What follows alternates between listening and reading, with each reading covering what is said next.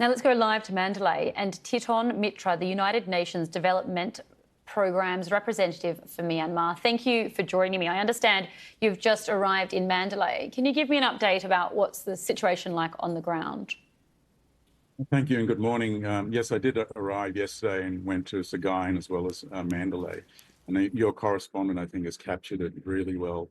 But this is an absolutely devastating crisis and so many stories of individual and family tragedies. The situation is extremely dire. Looking at issues around recovery of bodies, we've moved past the point of search and rescue. Unfortunately, those people who were trapped under the buildings, it's very unlikely that any will be found alive. So the death toll, the numbers are going to increase significantly. We've already got reports of outbreaks of cholera, hepatitis, typhoid. In fact, some of our aid workers have already contracted hepatitis.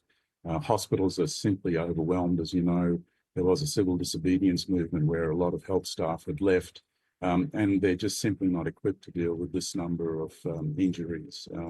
They need trauma kits, blood bags, antiseptics, medicines, anesthesia equipment, and medicines. Shelter is a real issue at the moment. At night, if you walk around the streets of Mandalay, you'll see a lot of people out on the streets because they're simply fearful of returning to their homes, and they need mosquito nets, mattresses, shelter, temporary shelter.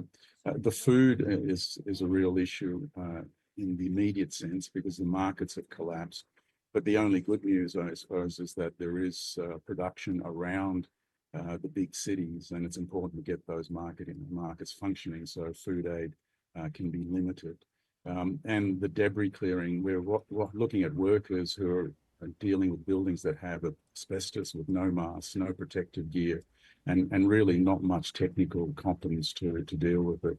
The one point I do want to make is that the impact is largely being felt in the urban areas, and therefore it's really important that address recovery needs very, very quickly, because we don't want to create dependencies in urban settings if we can get markets functioning, social services and health services functioning. We're also hearing about reports on concerns about attacks on aid convoys. That's despite the government declaring a ceasefire. Do you have concerns about aid workers and actually the aid recovery operation given this? Not at this time. For the UN organisations and the NGO and civil society partners we work with, access has been okay into the major urban areas, and certainly from Yangon into Mandalay and Sagaing. The issue really will be if you start to move north of Sagaing, where the territory is controlled by resistance groups, and to the west of the country. But we're really hopeful that this ceasefire now declared by the military authorities will allow us to access those areas and with no concerns about security. Now, you mentioned a host of issues and challenges. I guess what's the major thing that you're asking for from the international community?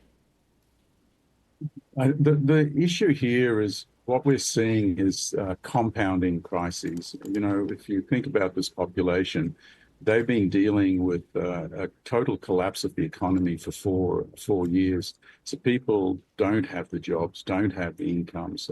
There's hyperinflation in this country, so people just can't afford food, and they're cutting back on their meals. So when you have a crisis like this on top of all that, the problem for us is that the resources to deal with the situation before the earthquake were just not there. The UN organisations, NGOs, can get to the people in many different ways, but we do need the resources to be able to provide the support that the people need and have been needing for 4 years, not just after the earthquake. And are you going to get those resources? Is the pipeline there for that? Unfortunately, no. You were talking today about a number of different global issues. Unfortunately, what we see and the people of Myanmar feel is that the world's attention keeps turning away as another crisis unfolds. So So we do need attention. I refer to Myanmar as a neglected crisis. Everyone knows exactly what's happening here and how long it's been happening for.